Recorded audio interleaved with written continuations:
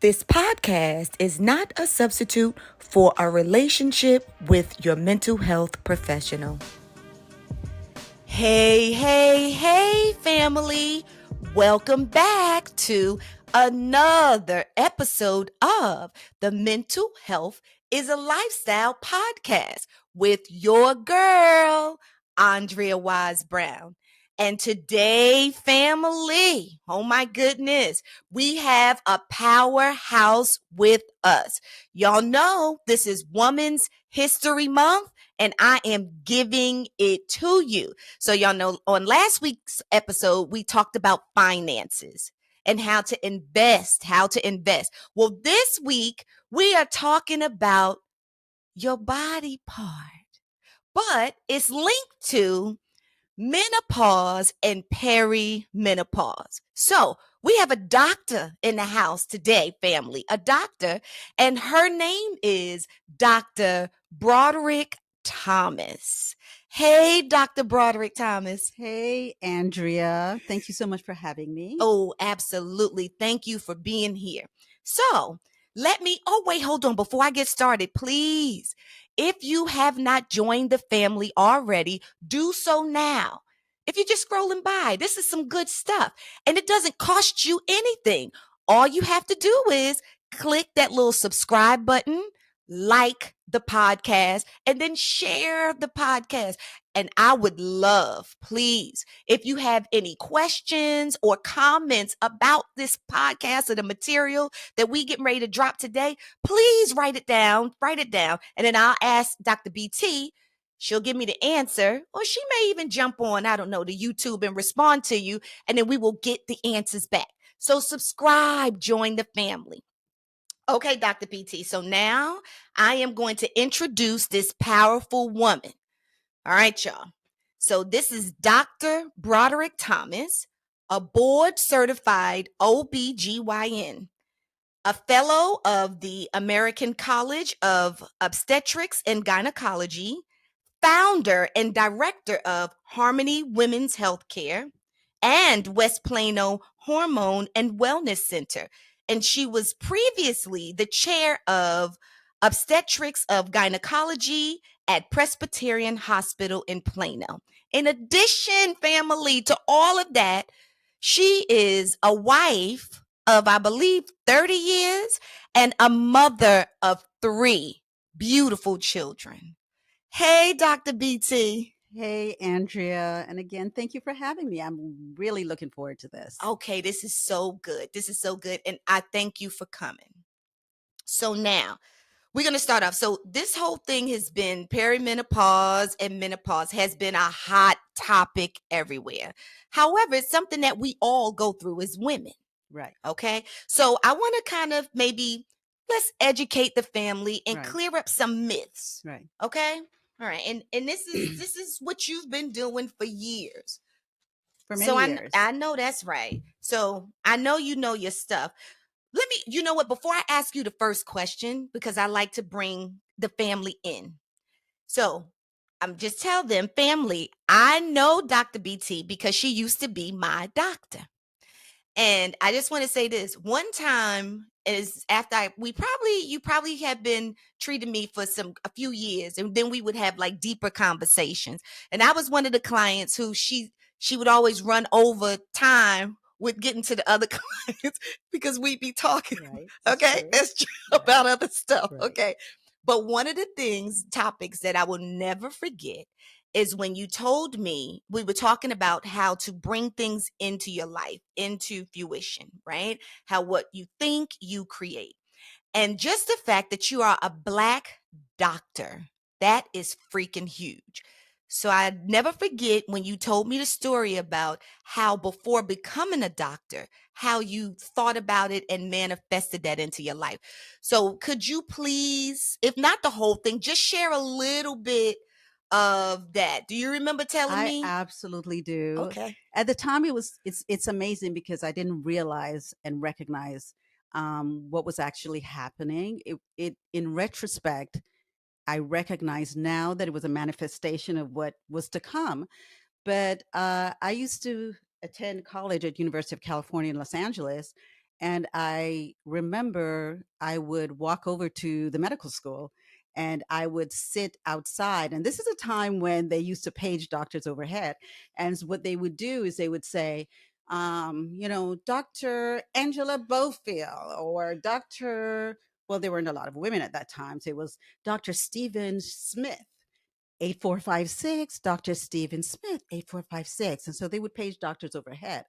And so what I would do when I was feeling like it was going to be a difficult path to get to where I wanted to be an OBGYN is that I would sit there on my lunch break and I would pretend that they were calling my name.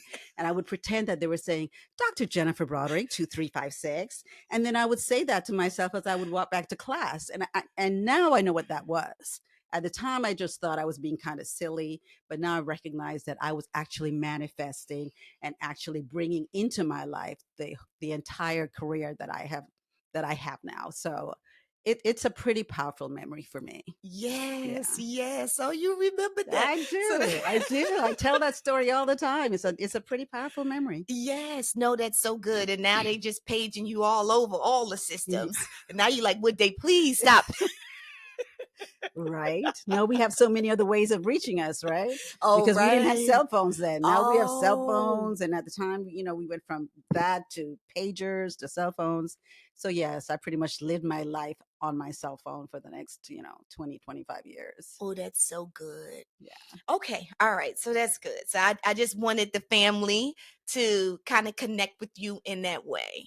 Yeah. A little Yeah. behind the scenes because I Yeah. really think I think that's a magical story. Yeah. Yeah. It's good. It really is in retrospect, it really is. Okay. And I think that women should do that in all aspects of their life. Anything that they can dream, Mm. you hear that all the time. If you can dream it, if you can see it, if you can visualize it, then you will have it. Yes. Yes. Yes. Yes. Okay, this is good. So now let's get to dreaming about perimenopause and menopause. Okay, so Dr. BT, yeah, get comfortable. So tell me, what is the difference between perimenopause and menopause? hmm Well, the first thing I want to address is that menopause is not the horrible thing that women think it is. I think that many women think of menopause and it's a scary word. It feels like I'm getting old word. It feels like something in their life that they're not looking forward to. Mhm. And I think that we need to think of menopause as a different phase of life. In other words, Mm. like there's a phase of life in womanhood where we start having our periods and we realize what it means to be a girl, what it means to be a young woman, and it introduces us to our reproductive years. And Mm. then we go through the phase of life where we have families and we have children and we have husbands and we all our life is focused on providing for them and thinking about them. And menopause is really a time in our life when then we turn back inward and we look at ourselves and we see, um, now it's my time. What is it that I want? What does this mean for me? So it should be viewed as a transformation, like a different phase of life, a different stage of life where or creative abilities and or ability to start new things, to branch out into new areas, to Mm. really understand who we are, right? In this whole life that we have, who we are, and what is it that we want to focus on at this stage. So, perimenopause is just a phase that leads up to menopause. Okay. So, let's talk about what menopause is. Menopause means that your ovaries that usually produce the hormones that, you know, run our entire menstrual cycle, Mhm. which is the how we have babies, and it's really meant to focus on reproduction, right? Mm. And so each month the ovaries release hormones that stimulate the uterus to accept a baby, and then if we don't have a baby, then we have a menstrual cycle and the cycle starts all over again, Got it. right? Mhm. What happens during menopause is that those ovaries start to put out less and less estrogen. And so, because the time for reproduction has passed. Mhm. Now, for some women, that's a sad time when they feel like they can't have babies anymore. Mhm. Even if you've had children, there's a feeling of, Mm. oh, I can't have babies anymore. But and then there's some women who have never had babies, who for them it's even sadder. But once we've completed that part of our life and we can move on, we then go into menopause where the ovaries stop producing estrogen. And that is what menopause actually is. What we feel are the symptoms of the loss of that estrogen. Is that Mm. is, so Yes. perimenopause is the time that leads up to that. Okay. Okay. Okay. So each year we probably have 60,000 women who go into menopause. Mm. The average age of menopause is 51. Okay. But perimenopause starts like 40. Okay. And so between 40 and 50, we start having, the first thing that we notice is irritability, Mhm. mood swings. Mhm. What's happening is those ovaries start to become, they don't act, as efficiently as they did before. So Mm. instead of putting out a steady stream of hormones, what they do is they start to put it out like a little bit here, a little bit there, in kind of a very erratic way. And we feel that as the first thing we feel is irritability. Mm. So people think to themselves, well, how do you know that irritability is due to perimenopause? Because it's very, the things that we become irritable about are things that we normally would not, That's good. and Mhm. all of a sudden it's like, here's a great example. Mhm. So I used to come home from work and nothing started until I came home, right? It was Mhm. amazing. It was like I had these children, able-bodied. I had 4 able-bodied people in the house. And I would come home and they'd say, "So, what are we doing for dinner?" Didn't matter what time I came home. And I felt like, okay, dinner starts when mom comes home, Yes. right? Mhm. As I started to get into my 40s, I started to feel like, well, why can't you guys figure out what dinner is? You guys are adults. You should be able to figure out what dinner is, right? And so I started to feel just this Mm. naggy, effect of, you guys should be able to do this without me. Got you. Okay. Annoyed. Irritability. Annoyed. Every Yes. little thing makes me on Mm. edge, This right? gets on my nerves. Right. Exactly. Exactly. Like, why can't you guys figure this out? Mhm. So it starts with that. And then it starts with mood swings where you feel, one day you feel great and the next day you feel terrible for no reason, or not even one day, day to day, moment to moment. And what happens is that people reflect that back to you. What's wrong with you? Everything is always making you upset? And you start thinking, well, what's wrong with me? Right. And that's really one of the first signs. And then Mm. shortly after that, you start having difficulty sleeping at night. You start waking up at 3 in the morning, can't go back to sleep. Okay. Mhm. And then shortly after that, I have a period this month. What happened this month? Mhm. Why is it that I'm having a period? My periods are all over the place. And so that's when people usually come to see me, is Mm. is when their periods become erratic. And Gotcha. that's when I do the hormonal testing. Mhm. Okay, no, that's Yeah. good. That's really good. All right. And so you said usually the onset of perimenopause is about age 40. Yeah. Starting around age 40. Okay, all right. Hmm. Because now what we keep hearing a lot of stars come out and say is that they've been, because people have been more vocal about menopause and perimenopause, but they've been saying that a lot of times women are misdiagnosed. So Hmm. they're diagnosed with, I don't know, other medical conditions, when the reality was it was just perimenopause or And menopause. that's good. And I think it's a good point that you make, that women do not talk about menopause and perimenopause. They just Mhm. don't. No one wants to. Women just don't want to admit that. We getting older. Right. That we're even in the age where we could approach menopause, But because it sounds old, right? yeah. But we have to remember that we are not the women of our mothers' That's right. age and our grandmother's age, because back in those times, and I feel like when my children say to me, well, back in your time, and I'm like, and now we can say back in those times, really, but it's true. Mhm. Women did not live as long. So menopause was really thought of as a time when women died very soon after. So no one really concentrated on that. Also, it's really clear that men dominated the field of medicine. So men do not care about our hormones. That's right. They don't care about what's going on about regarding menopause. So nobody wants to study it. We are not taught it in school. Yes. I was not taught a lot about menopause in medical school. I had to seek that information out myself. And only because so many of my patients came to me with those problems that I sought out areas like there's the National Menopause Society, and there are other institutions that do a lot of research on menopause, but it was not something that was covered routinely in medical school.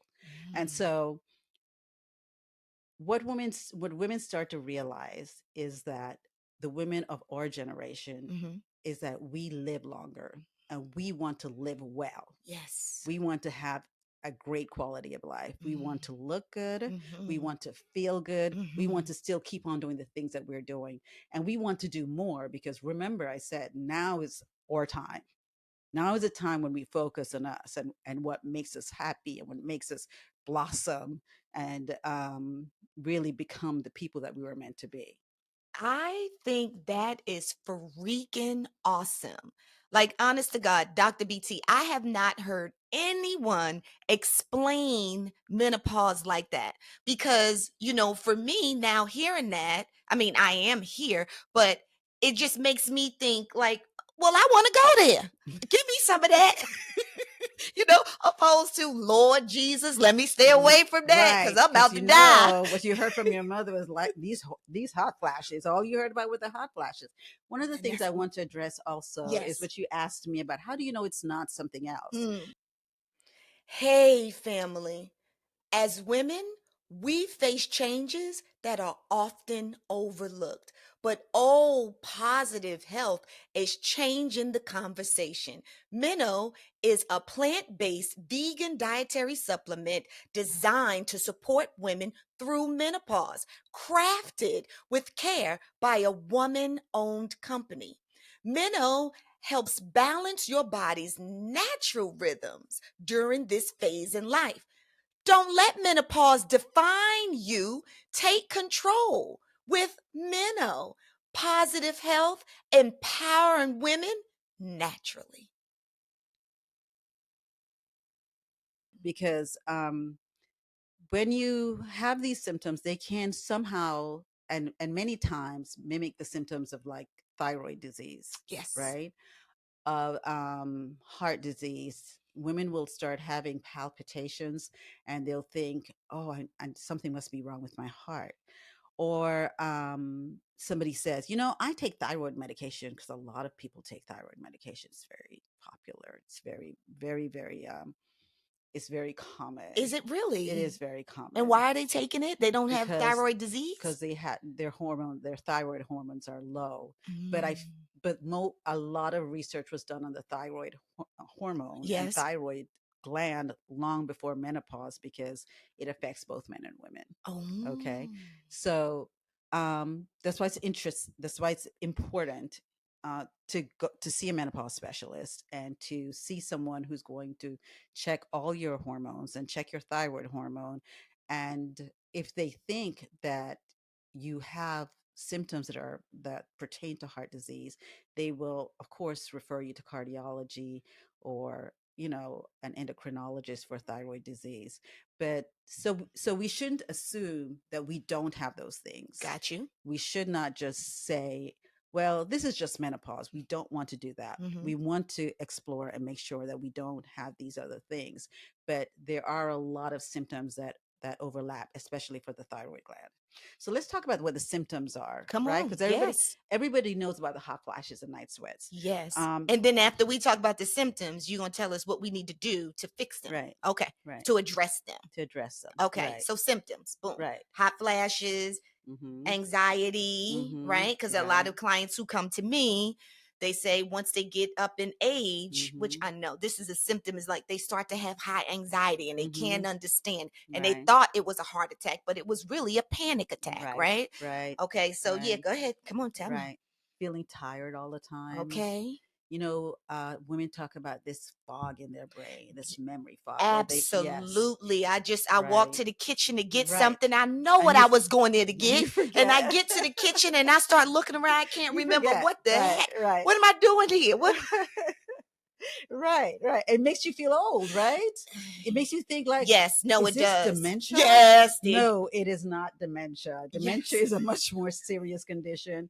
It gives us what we call memory fog, yes. difficulty concentrating. Mm. It affects our hair. Our hair starts to thin, Oh yeah. right? And I'm not talking about where you get alopecia, where you have like Spots. spots of hair loss. Mm-hmm. That you need to see a dermatologist for. Okay. But where your whole, it feels like your hair is just thinning, it's just falling out, it's not like it used to be. Mm. um we talked about sleep, difficulty sleeping at night. Some of Yes. that could be due to the hot flashes and night sweats. Other times it's not even just that you have the hot flashes, but you just wake up and you can't go back to sleep. Mm-hmm. It affects your energy and Mm. your libido. Your We libido. haven't talked about that, Oh, we but going there. that starts at perimenopause, when your sex Oh. drive starts to drop and you have no interest, you are not aroused easily, you are just not, in terms of sex drive, the woman you used to, yourself to be. Mm-hmm. um that's when you need to start thinking about hormonal. There may be something hormonal going on here. Mm. um Yeah, no, yes. that's good. And so when we talk about hormones, we're talking about the three hormones. Is that progesterone, estrogen, and testosterone? Right. So the ovary produces estrogen, those three: estrogen, progesterone, and testosterone. And Okay. and the ovaries do that through your entire life, right? So Mm-hmm. they start doing that when you they start doing that when you start your menstrual cycle. Okay.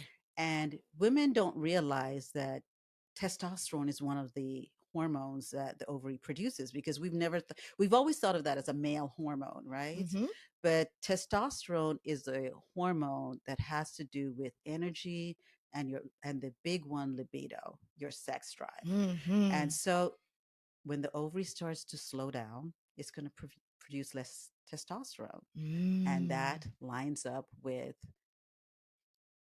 not wanting to not Low wanting to libido. do it as often. Yeah, not wanting to screw, not wanting to Right. get it in. Not Yeah, bang, wanting bang, bang, to. bang. Right. Yes, it Right. goes down to It goes down. bang, then it's a bang. And so, here's the thing too. Women Yes. come to me, sex drive is a complex thing, Yes, because it's not just your that's hormones, right. right? We have to look at our relationships, Yes.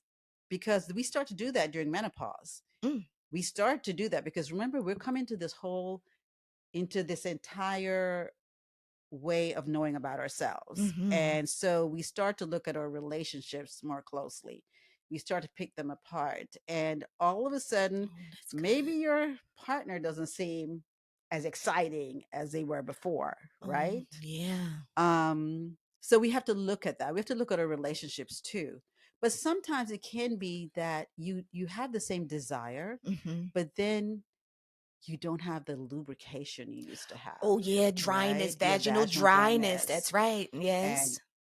we all know that men get turned off when you don't have that, Vaginal dryness. I mean, lubrication. shoot, I meant to say You where you don't don't have, have yes, vaginal, men see, vaginal moisture, where right. you don't have that, right? Men see that Is as a way of telling whether or not you desire them. or not. So Oh, when that's you good. so when you desire them, but your vaginal lubrication is low, Right. then it's kind of a turn off. Uh-huh. And so women are trying to make that better. So Uh-huh. so Oh, they that's try good. to use lubricants, Yes. but their men are like, oh, so now you have to use lubricants. Ah. It's like, you don't want me as much as I want you. And Oh, it that's feeds good. into our relationships. Yes. So even if we think, well, my libido is fine. I have people who say, my libido is fine. Mm. I said, have you talked to your husband about that? What does he Mm. think? Mm. Because sometimes you can think your libido is fine and you don't realize that not it isn't really. Mm-hmm. Okay, you're not aroused as easily. Mm. You don't have orgasms like you used to have, Mm-hmm. right? Your Mm-hmm. vagina is not moisturized and lubricated like it used to be. Mm-hmm. And so that all of a sudden you feel like you're not as sexy in bed and you're not as desired in bed, and so then you don't even want to go there. Got you. Yeah. So Because I know a lot of your libido is found in your head, between. That's right. Yeah. right, So how hot and how sexy you feel like right, you are. right, Yeah. But right. then too, like you say, of course, what we're talking about is hormonally. I mean, that it also does affect you. Yeah. Yeah. So did you want to say something else about libido? Well, I think that when we talk about hormone replacement therapy, so we'll Oh, talk about that, right? okay. When we talk Yes. about how to fix it, Yes, that's what we getting right? ready to talk about. Right, Yeah, because we've already talked about the symptoms right, and we've talked about really embracing this process because right, every woman will go through it, right. right? And so now we need to know what to do. But go ahead. So when I heard you say every woman will go through it, Oh, it's important to note that some women will say, I didn't even realize I went through menopause. mm, Or I just had a few hot flashes and that was it. And that's okay. It's okay if you tend to be that person. If you have managed to, if you're that person who never felt any symptoms when you were going through puberty and you just kind of sailed through it, or you didn't have PMS, when you had that's a great indication of what your menopause is going to be like, what your PMS is like. If during your cycles you don't have a lot of hormonal fluctuations, you don't have headaches, you don't have a real disruption in your life, your menopause might be kind of mild. And for women who have that mild transition, I say good for you. that's Good for good. you. Not everybody has to take hormone replacement therapy. If you really feel like I can just take, I can just turn on the fan. I've heard people say this. I just turn my fan up at night and I'm good. That's fine. But then there are some women who it's debilitating, Hmm. right? It's like they can't function because they can't sleep at night.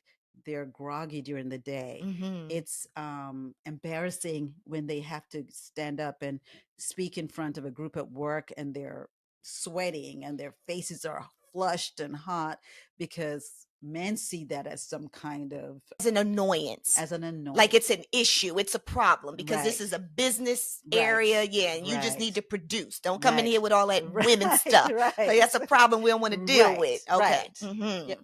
which affects women when they're in high power situations, right? Absolutely. So, Oh, like, that's so nobody good. wants to talk about Kamala Harris having Hot hot flashes. flashes That's right. Oh, that's because good. men will say, "Well, she has hot flashes and She, she has her hand on the button," that's right? right. That's So right. they see it as something we should be ashamed of, as Mm. something that is distinctive from them and makes us less than, Oh, right? yeah, less powerful. Right. Yes. Oh, Right. that's good. So we don't want No, we don't want that to be something that people see. that's right. We don't want to perpetuate No, that. we don't. Absolutely not. Right. Yeah. Right. But actually, we need to look at it differently. That's what I'm trying to say. We need Yes. to look at it differently. We need to look at it as I love this it. is a time when we get to bloom. This is our time, Yes. right? And Yes. if we're having symptoms that makes us feel bad, we can change that. We Mm. can, optimize our health. We can eat right. I know Yes. that, our community in America, we don't want to eat right, Mm. right? Mm. Everything is centered around fast food, like Mm. getting things easy, And fast. right? Mm-mm. And losing weight fast, Yeah. right? Mm-mm.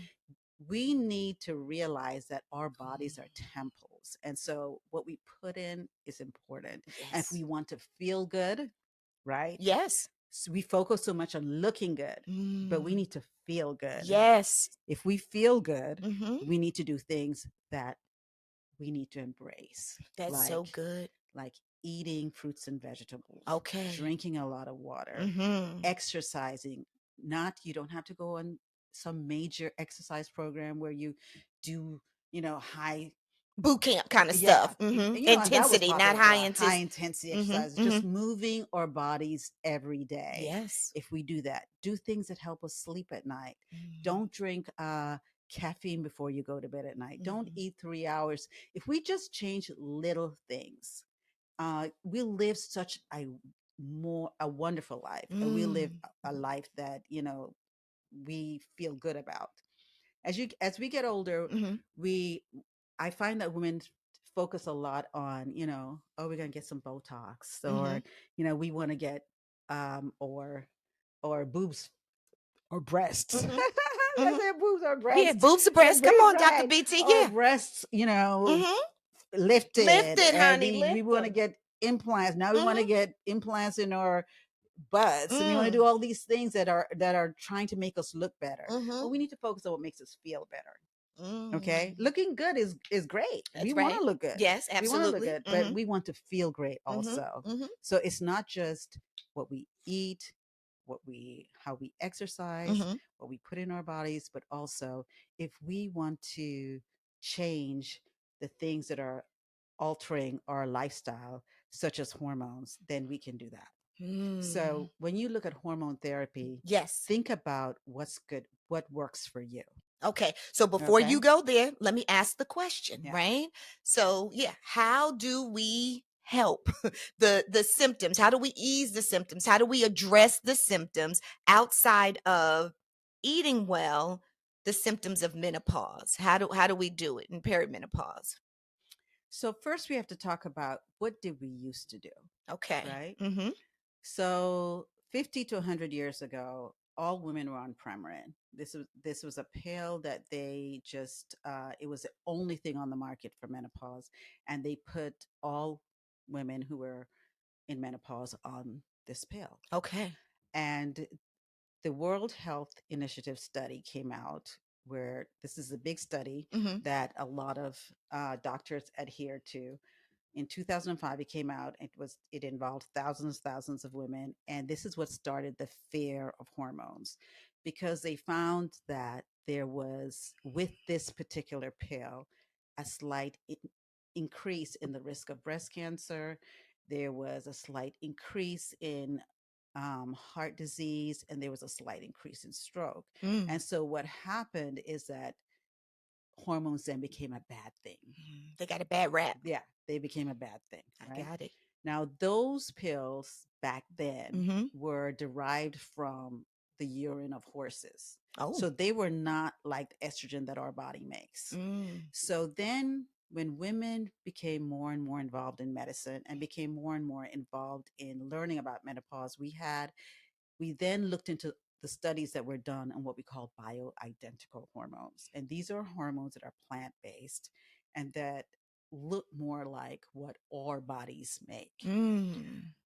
So you can get them from, you have to get them from someone who, you can't get them from just any OBGYN or any internist. You have to get them from women, from doctors that specialize in menopause. Okay. So these bioidentical hormones, you can get them as pills, you can Okay. get them as creams, Oh. okay, and you can get them as injectables. Um, People ask me all the time, what should I start with first? What Mm. should I try first?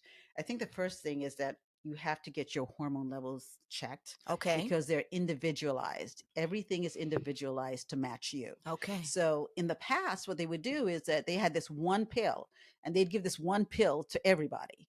And so, of course, you're going to have varying responses to that one pill, because Right. every woman's body is not the same. That's right. So now they have, when you go to a specialist, what they do is they measure the hormones in your body. Mhm. And what they say is, here's the amount of estrogen that your body produces. Here's the amount of testosterone that your ovaries produce. Here's the amount of progesterone.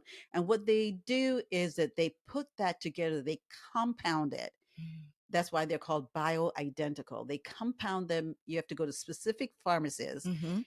into what your body needs. Okay. Okay. And that's Mhm. what's so important, so that we then decrease the risk of breast cancer, decrease the risk of heart disease, and Got it. decrease the risk of all these other things that were being caused by Premarin. Okay. the pill. Yeah, got Right? you. That one So original, that was the that one original original pill. pill Okay. All that your right. mother probably took, Okay. right? People's mothers, our generation's mothers took this one pill. Got you. And nobody monitored it. Nobody said what are your levels. No, they just kept them on it forever. Lord have Right? mercy. And so you had 80-year-old women on estrogen, and of course some of those women would develop breast cancer because as you get older, your risk for breast cancer increases. Got you. So I'm just mentioning that because Yes. there is this myth out there that hormones, for some people, hormones are bad. Right. They give you cancer. Yes. It's not true. Right. Hormone therapy. Right. Right. That it's a bad thing. I got you. Right. Yeah. So I hear it all the time. we are trying to Destigmatize, educate. That's so educate good. women, Yes. educate women as to how hormones can help you and make you a better person. Yes. Make you the better you, the better Yes. Andrea, Ooh. the better Jenifer. Yes. Okay. Yes. So that's what we do with bioidentical hormones. I love it. I love it, love it, love it. So, okay, so for people out there, this is good, and then we can talk about the one that I like, Right. But so you said that they're creams, because some people do tell me pills, you can have pills. Pills, okay. Okay. Those are, I would say, for the people, we have to address all women, right? Yes. And so all women can't afford to spend a lot of money on hormones. Oh, good. Because they feel like this is kind of extra. It's not like, oh, my blood pressure is high, so I have to get my blood pressure pill, right? Hormones feel like it's an extra thing. It's something that, okay, well, if I could afford it, I'd do like that. it's a privileged gift or something like that. Especially for Black women. I don't know why, but for Black women, the percentage of Black women that take hormones, the percentage is much less than for women of other races. Yes. And I think it's because we have this idea that we should suffer. Oh, why do we have this idea that we should suffer through menopause? Because we've suffered for so long, and that's something that we're used to doing, right?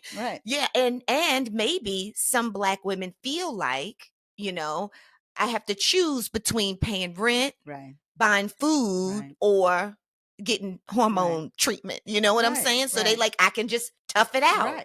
Right. And so I have women who come to me and they'll say, I feel awful. I need something, but Dr. BT, I really can't afford to spend X amount of money on bioidentical hormones. And so then I'll give them the pill. Okay. Okay. It's not the Premarin that it used to be. It's a pill. Yes. But the pill is the cheapest, but it's not the best. Got it. Because it has to go through your gastrointestinal system and it has to pass through your liver, and we don't have to go into all of that, but what that does is increase your risk of stroke and of blood clots and other things that we don't want. Okay. But I will put women on the pill for a short period of time. Okay. As long as we do it for a short period of time, those risks are decreased. Okay. And sometimes women are just miserable. And just because you can't afford it doesn't mean you should be miserable. That's right. Right? Yes. So the pill is the least expensive, but the least also effective. The least effective. Okay, gotcha. Okay. All right. And then you have the creams. Yes. Okay. The creams, some people like the creams. They like the idea of rubbing something. You rub it on your arm or you rub it on your thigh, the inside of your thigh. They like the idea that feels more natural. Why do you laugh? That's to some women that feels more natural. No. I'm not laughing at the women and I'm not laughing at you. I'm laughing at myself because I'm going to say that I can remember you and I having this discussion some time ago. And the first thing that I didn't take a pill, but I remember this cream. And I could just remember taking the cream and rubbing the cream. And for me, it was annoying because well, it's I want to be good. Right. One of the things is sticky. It's sticky to me. It takes too much time. This is for me. It takes too much time. And I want to just feel how I want to feel. I ain't got time to be rubbing myself up and down and then to be feeling consistent. And then sometimes I forget it every night, or else it wears off. So that's what I was laughing at myself. But if the cream is for you, do the cream. Because I have met women who will say to me, I tell them what I use, and they say, oh, no, I use the cream. They say they use a patch and the cream at the same time. Right. I don't like the cream. And there's a patch, too. The Okay. patch is, some women want the patch because the patch is covered by insurance, and that's Oh. for some women that's important. The cream is not because it's bioidentical, but the patch is. There was a cream and gel form that used to be covered by insurance, but it went off the market probably because not enough women used it because it was so expensive. Insurance companies would not pay for it because insurance companies only pay for what they have to, and women's health is kind of low on the list for Which them. makes me so angry. Because are they So, still paying for Viagra? yes, they are. Right. But men are on those boards. Men are on the boards of people who decide Mm. what gets paid for and what doesn't get paid for. The Mm. majority of those boards consist of men. And they think of menopause in women as this crazy thing, like Oh. this.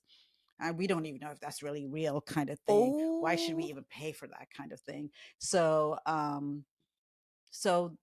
the patch, Okay. people like the patch. Some people like the patch. The Mhm. problem with the patch is it's a patch and it's an adhesive. That's And right. if it lifts up or it doesn't stick, or Mhm. people put lotion on their body and it falls off, then it doesn't work well, right? Got you. Because people have come in to see me and they have their patch taped on with tape.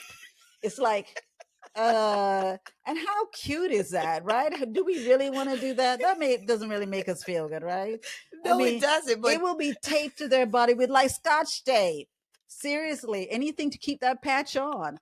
And you have to change it twice a week. So it's oh, awkward. yeah, that's a lot of It's work awkward. too. Right. Yeah, but they need their fix, Dr. BT. They Right. need their fix. But Okay. here's what happened to me. Okay.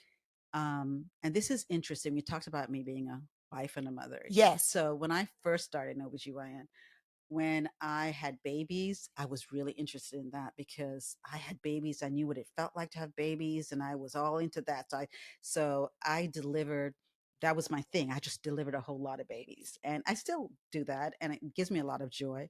But then when I started to feel the symptoms of menopause, Oh. I started to be much more involved in this sucks. What can we do? Oh. Right. And so that really threw me into it. Right. Mm. And one of my patients came in one day and she's a really, very conservative looking, Mhm. looked like, kind of the way I look today. She look like me.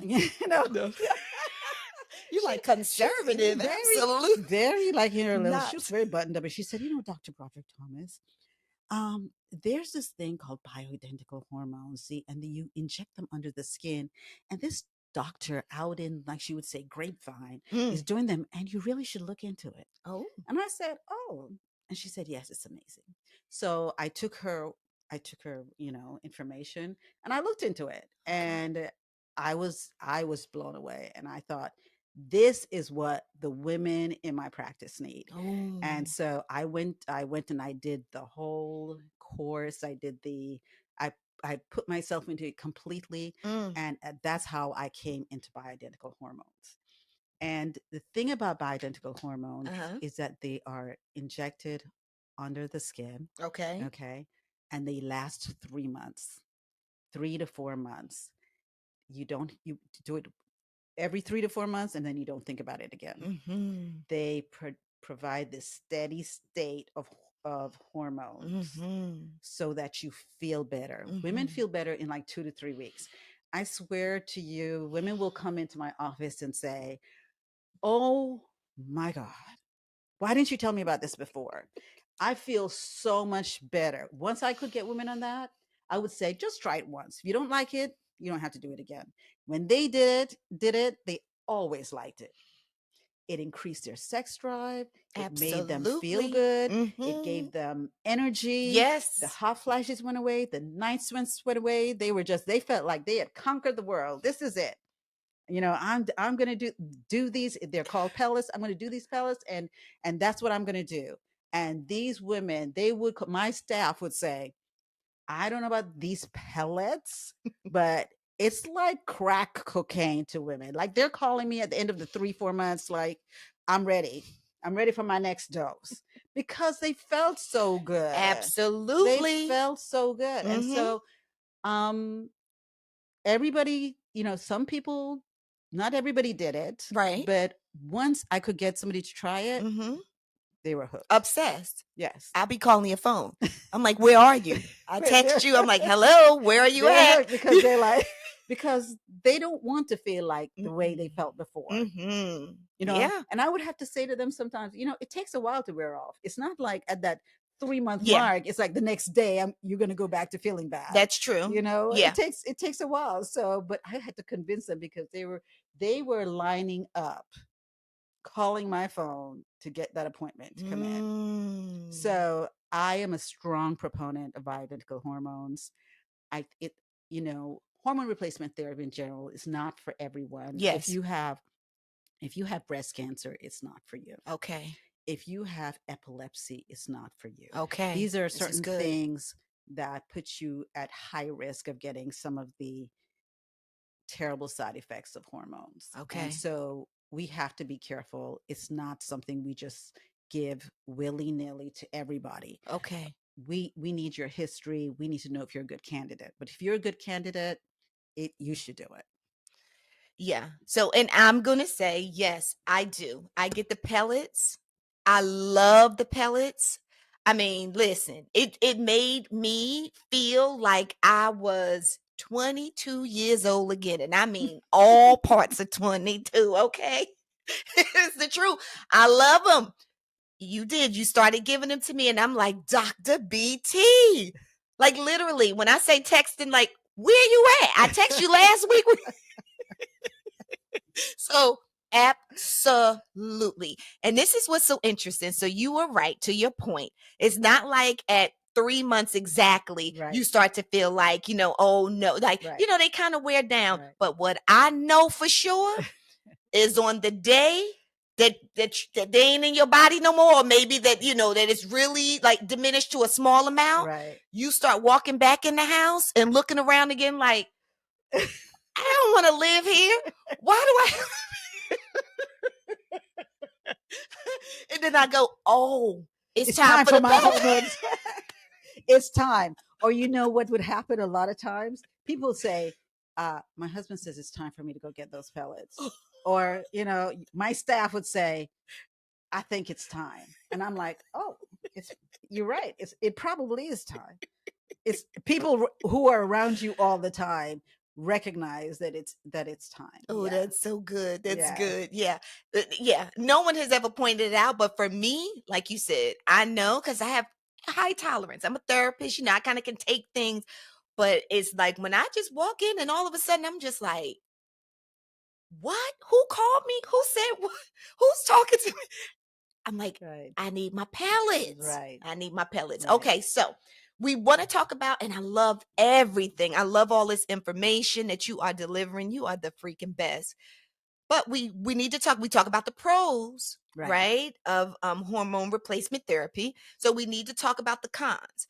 Okay. And I can share mine, right? So as much as I love them, and I still get the pellets until I can't get them no more. I think I asked you one time too, Dr. BT. I was like, do I ever have to stop? And then you kind of told me, I think I do at some age, but I love them. However, I did run into a problem when I was bleeding, right? And I didn't know why I was bleeding. And so the thought is okay, maybe you have too much estrogen built up, right? And so you're supposed to take some more progesterone. Okay. So I did that, but still was bleeding. So then a sonogram was taken, and I think there was too much estrogen in my body, which is an indication, I think, when you're bleeding that it could be cancerous, right? So then that goes to the myth. However, I got a DNC, and yeah, it was found that it was no cancer, no cancer cells or anything. So they had to shave down, I guess, the estrogen. The lining, that's right. And so now, you know, I'm back on them. Yeah. And so that's probably the most common problem that women have when they're on hormone therapy, because it's important. Remember, we talked about how the ovaries put out estrogen and progesterone. Yes. So it's important for us to have the right balance. And so in perimenopause, it becomes more troublesome because your ovaries are kicking in every now and again and throwing out more estrogen, right? So because remember, perimenopause is that time when the ovaries haven't shut down completely. They're just putting out the hormones erratically. So they're putting out, some days they'll put out a small amount, some days they'll put out a large amount, some days they'll put out nothing at all. And so when we give you hormones and your body then throws out a bunch of estrogen on top of that, Got it. what can happen is that then there's an imbalance of those that estrogen progesterone ratio. So our body is a miraculous thing just in general, because just normally for most women, and there are some women out there who have had irregular periods their whole life, but for most women, they have a regular cycle every 28 days and they bleed for X amount of days. And in order to do that, the ovary puts out this amount of estrogen and then this amount of progesterone, then it decreases its estrogen and it increases its progesterone, and it does all these things in synchrony, like a Orchestra. like an orchestra, right? Just amazingly. So when we start to go through menopause, that gets thrown off, and so that becomes erratic, and so that's what can cause bleeding.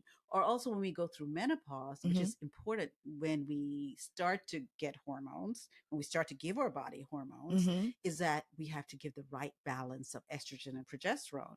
And if that gets thrown off, then you can have too much estrogen or too much progesterone. Got you. And so that causes the body to have a period. And it's amazing to me how when women stop having periods and then they suddenly have a period out of the blue, it's like, what is this? Right. As if they've never had a period in their life. Yeah. Like, oh my goodness, what does this mean? Yeah. Does this mean that I'm gonna have periods again, or does this mean that I'm literally like bleeding here? They really hate it. They really hate it. So the only thing that we do first, we have to do that DNC, which you talked about, Okay. or biopsy, Yes. because there is a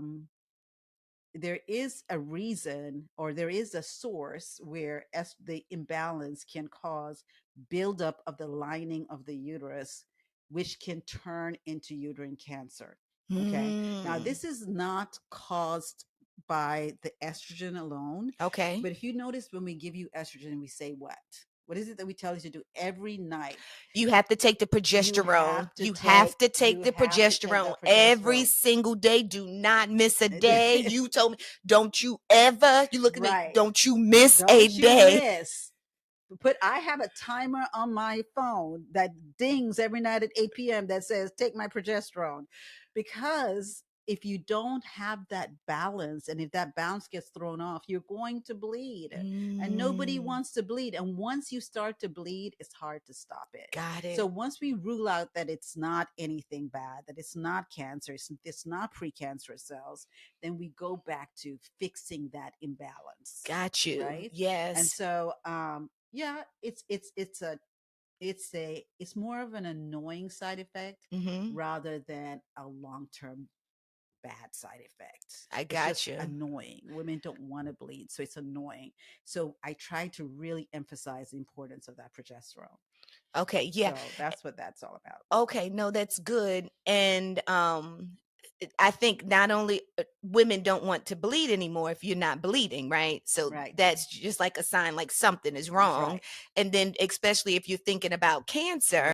However, to your point, I think that's why it's really important that even if you do, I guess, any kind of hormonal treatment, you should constantly get your levels checked, right? Like constantly. That's right. That's right. See the person who's going to see you back in 6 weeks. That's right. See you every 3 months. That's right. Monitor your levels, because you don't want to get them thrown off. That's right. You know? Yeah. We don't do it as well as our body does, as God designed it to be. Got you. So we're trying to do it the best as we can.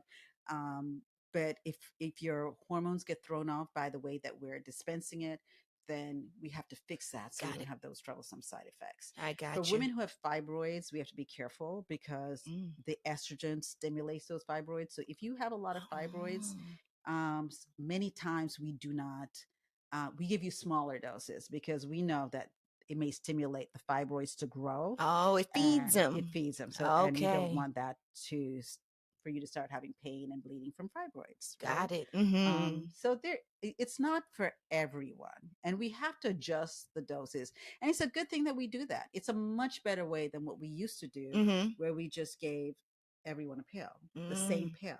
That's right. Absolutely. Now an interesting that we need to talk about is, what about if you don't want to take hormones? Yes, that's What what. about if you have those symptoms and Good. you're like, I would like to take something else. What Yes. can I take that's natural? Yes, that's Okay. where we're going. Yes. Yes. What is natural? So, first of all, if you just want to avoid hot flashes, let's say hot flashes is your main thing, and you want to just avoid the hot flashes, you're like, I just want to make my hot flashes better. Know that alcohol makes your hot flashes worse. Oh, So, if you go out for the evening with your girls and you're having martini, doing whatever, that's all good. But know that when you go to bed that night, your hot flashes are going to be through the roof, really? right? Okay. Alcohol does that. Now, Okay. if you can just say, well, I know they're going to be bad tonight, but they'll be fine tomorrow, then that's fine. Okay. So there's some natural things you can do over the counter. The big one that everybody does is black cohosh, Yes. and Good it doesn't say black cohosh on it. Many times they have like names like estroven, or menopause relief, or they have all these fancy little names when you go to the drugstore that says, something that puts menopause or hot flashes in it, or balance your hormones. Usually it's black cohosh, because you can't sell estrogen over the counter without a prescription. So it's usually black cohosh. Okay. There's another Chinese herb, and this is really all if you're really into herbs and Yes, the stuff like this. holistic approach. Yeah, Uh-huh. Dong is called Donkai, Dongquai. Oh. It helps also with hot flashes and night sweats. There's something called evening primrose oil. Uh-huh. That was on my Really list. helps with breast tenderness, Oh. and some women have what we call fibrocystic breast disease, and that doesn't mean that something's wrong with your breast, but if when you feel your breast, it just feels like lots of stuff in there, lots of little nodules and stuff, and it's called fibrocystic breast disease. You may know that you have it, you may not, but when you go through menopause, you get that breast where your breasts get really tender, like when you're pregnant. You Mm-hmm. remember when you're pregnant, how your breasts Mm-hmm. will get really, really tender? Mm-hmm. So for some women who have fibrocystic breast disease, that's what happens with their breasts. And so they can take evening primrose oil, and you take it daily as a supplement. Also, vitamins, vitamin B6, vitamin D. One of the things that I haven't talked about that's really important Mm-hmm. is your bones, how estrogen Yes. prevents osteoporosis. It's a big thing in terms of bone Mm. formation, and how the testosterone that we take increases our muscle mass. For me, when I Mm. got older, my biggest thing wasn't, or as I went through my 50s, Mm-hmm. wasn't about really what do I weigh, or what, it was really about, what do I want to be when I'm 70, Come on. 75? Mm-hmm. I want to be that lady who's still walking, Yes. strong, and like lifting my suitcase off the thing. And Yes. you see women who are like that. And so it's important to do things that are going to increase that's muscle mass. Okay. Muscle mass just will decrease as you get older if you don't do anything. That's right. It will just decrease. Mm-hmm. And so what will happen is that you'll find that's why old people have problems getting out of their chairs, right? They Mm-hmm. can't lift themselves up. And in the US, what we do is we have those chairs that now lift us up. So, Mm. those lazy boy chairs Mm-hmm. that just lift you up to Oh, standing. yes. Yeah. Well, we shouldn't be doing that. No. We should be standing up every day so Yes. that our muscles stay strong. So the Mm-hmm. testosterone is going to increase our muscle mass and make us Okay. stronger. And so if your thing is, I want to be strong when I'm older, I want to be able to wear my heels, walk up and down, do all the things that I used to do, then bone density is important. That means weight bearing Yes. exercise, lifting weights, and Mm-hmm. taking vitamin D, and also taking hormone replacement therapy. Estrogen and testosterone are going to increase the strength of your bones and make you just strong as you go into your later years. And it doesn't matter how cute you are if you can't walk from here to the stop sign. I know that's right. I know that's right. That's so good. And I wanted to ask you that because does menopause affect bone density or is it just Yes, age? yes, it Okay, good. decreases the bone density. So we Mm-hmm. have to work hard to Keep that reverse up. that, to Okay. reverse that. I love that. Yes. Oh, And that's the so good. estrogen makes you Yes. sleep better at night. It gives you more energy, and it just makes you feel better overall. You Yes. feel better overall. It does. Yes. So I just have one more. So, You so it answered everything. affects, Go ahead. no, it affects your brain. Yes. You know, we talked about the memory impaired, like the memory fog. Yes. You get clarity. You can think better. Um, Anxiety too. yeah. A lot. The progesterone Yes. is a calming system. It's meant to. That's why we take it at night. That's I why we take say mine take. in the morning You though. I don't do? know. Doesn't make Yeah. you sleepy? Not at all. So we tell people take it at night. Oh, because it, for some people it makes them really sleepy. It brings down that anxiety level. And so the progesterone is good for doing that. And some women can get that even in a cream, where if they don't want to do estrogen, they can just do progesterone alone. Okay. If they just want to have that calming effect. Okay. Right? So the hormone replacement therapy is working best on your brain. It's working on your bones. It's working on your nervous system. All right. Right.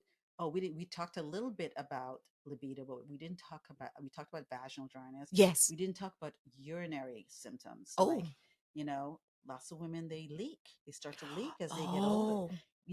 We tell women all the time, here's what you need to do when you have a baby. Kegels exercises. Everybody know what Kegels exercises are, right? If I say that, nobody ever says, what's that? They always have heard of it. True. And I say, do you do them? No. I would say 10% of the time somebody will say, well, sometimes I do my Kegels every day. You? Every You, day. Dr. BT? Every day. Oh. Yes. Okay, you lifting weights down there. Because it's not just, it lifts your bladder. Okay. So that you don't leak, so because you're not going to feel sexy if you wearing a pad. That's right.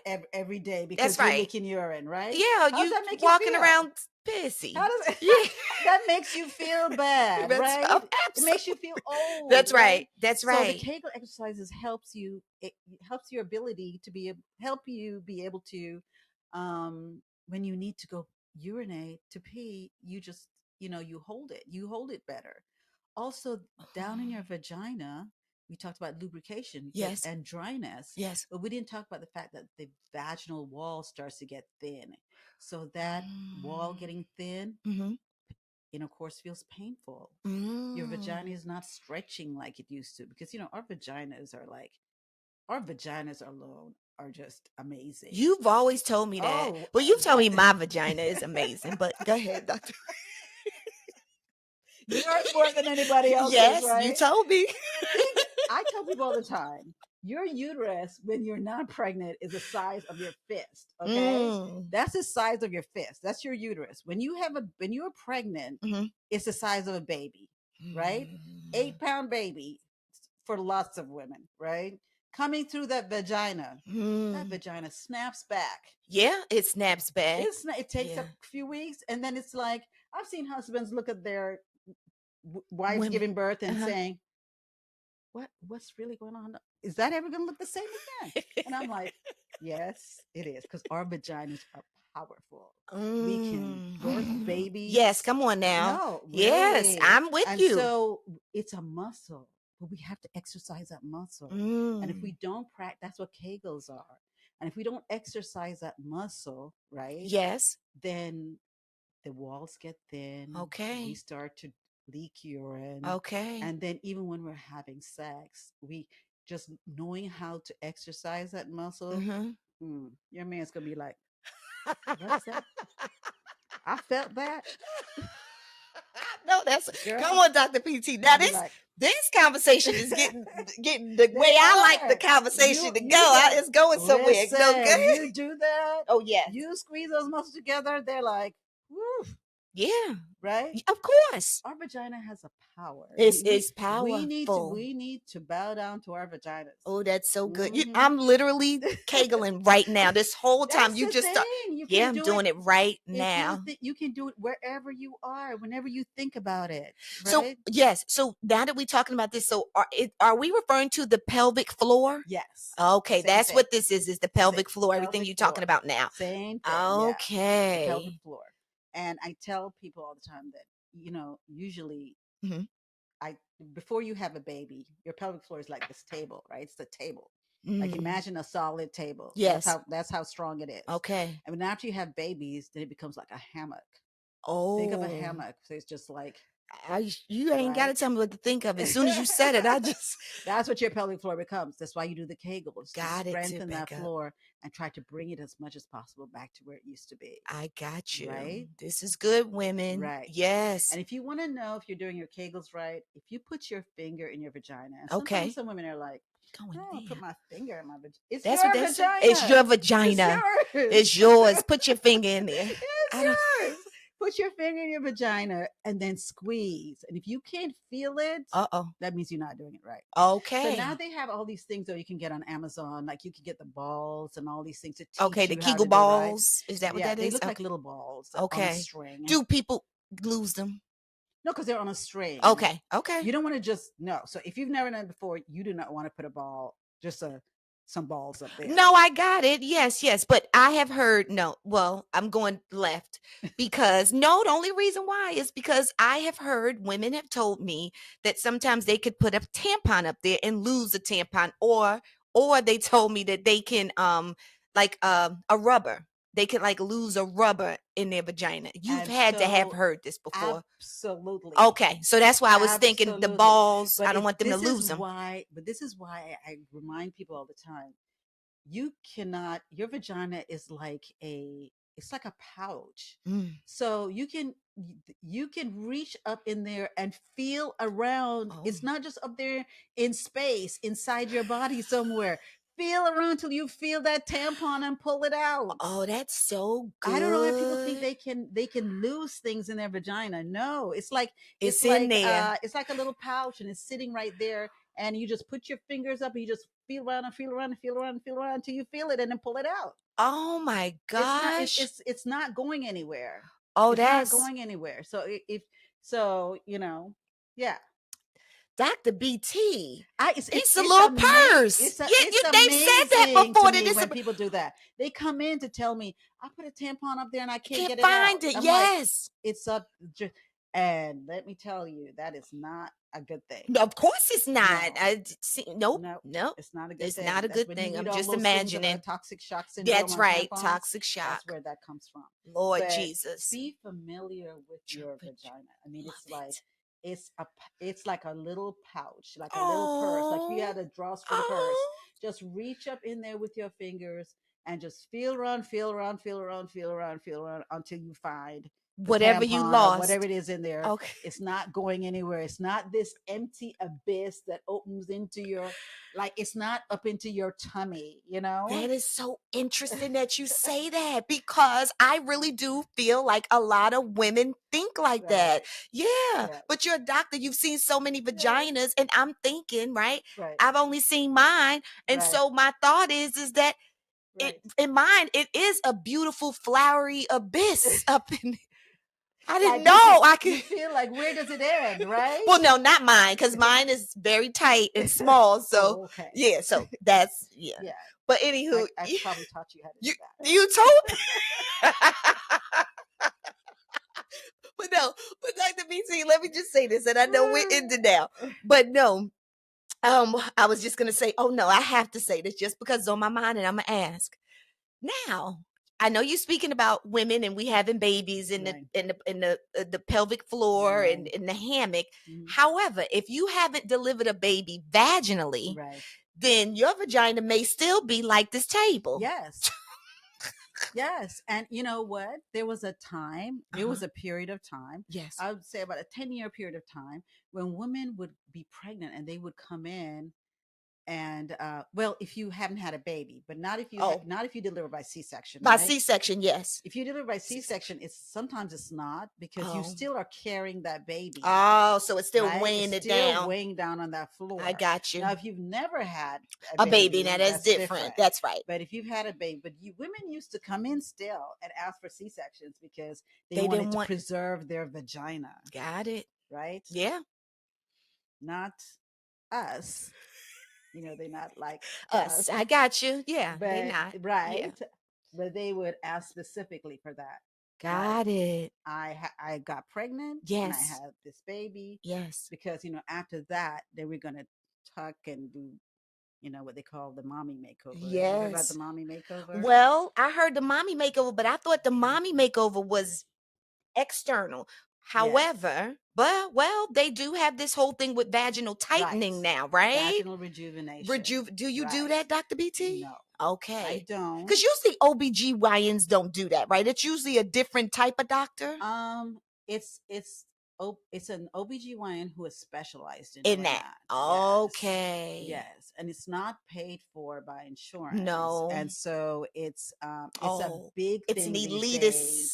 elitist. A very big thing these days, you know. Got it. Oh. But you don't have to do that. No. No, you really don't have to do that. I think this is men. These are men who Yes. have played on the fears of Mm-hmm. women Yes. that their vaginas are somehow just distorted Got and you. out of shape. Oh, that's When good. in reality, if you guys would just do the Kegels, it would. Snapback. Yeah, Snapback. We have the snapback, we right? do. All right. We do. But Hmm. and I think women have this idea that their vaginas get worn out. They don't get worn out. Not if you take care of them. Oh, that's so good. Do y'all hear that Not about if you your take little care. purse? If you if you keep your purse clean and healthy and you take Yes. care, you preserve it nicely, right? Right. Yes. Right. Then Give it okay. love. Right. Give it And love. Please. can I just say that just because you have a discharge, it does Oh, not good. mean that something's wrong. I mean, I hear this all the time. Our vaginas are meant to moisturize themselves, Okay. lubricate themselves. So if you have a just a not and discharge that's itchy or Okay. that burns or that smells, but Okay. if you just have just like a white discharge that's kind of creamy, that's right there, that's normal and that's meant to be there. That's what we don't want when we go through menopause because the that's what we lose when we go through menopause. That's what contributes to the vaginal dryness. So women come in all the Mm. time, my and there's certain times of the month your vagina gets more lubricated Uh-huh. because it's preparing for it thinks you're going to do something that's going to prepare a baby. Okay, Okay. prepare for a baby. But Okay. in reality, it and that's just part of the cycle. So it's normal for your vagina to have a little bit of a white discharge. Do not think something's wrong. Right. Okay. We need to know what is normal and what is Yes. not normal. Oh, that's good. Right. That's good. And the Hmm. only way you can do that is go to a professional, right? Right. Like stop trying to figure out things on your Right. own and go to a Right. professional. And on TikTok, can I just say, don't get your medical advice from TikTok. Oh, that's where they get all their advice. That's what Please don't. I don't know why. Please So many don't. people come to me. I learned this on TikTok. Oh, I learned this on TikTok. Right. Yeah. Somebody. Okay. Yeah. We need to provide more information on TikTok. Yes. Yeah. Oh, so that you need to start a TikTok. You do, Dr. BT. I have to get Yes. up on you because you won't do it. No. You won't do You know. but you should. Certainly just to put dispel all the The myths out myths. there. Right. Yes. Yeah. Yeah, Hmm. because everybody thinks because they think they have one baby and that makes them an expert. Oh, They that's think they've gone good. through menopause once and then now they're an expert, That's right? good. But they're not. Right. That's so good because Yeah, it's so individualized, it right? is. Everybody's different. Everybody's different. Well, thank you so much, Dr. BT, for coming, for sitting on the couch, for educating the family. So Hey. we know everything about perimenopause and menopause. We know Right. what to do, we know the why. Right. Oh, and now we know the how. We have options. Right. And women need to know we Right. need to have options. So there was one last question. Okay. Okay, just one, and then we're going to end this. Okay. And I think I may have read this somewhere or saw there was an article, I think in Time Magazine or something. And they kind of posed a question to say, can you slow down perimenopause or slow down menopause?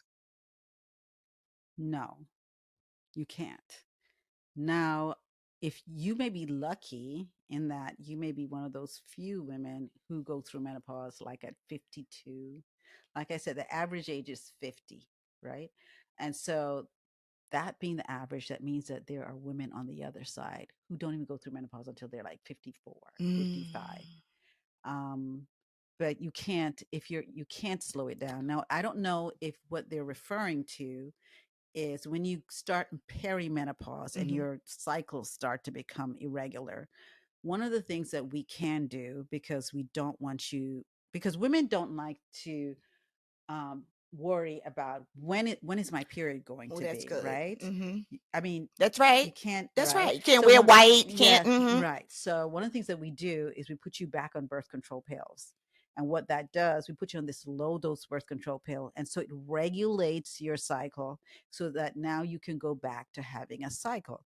And then what we do is in a year, we take you off, we see whether or not you have cycles without it. And if you go without a cycle for a whole year, then you're in menopause. If you start having irregular cycles again, we put you back on.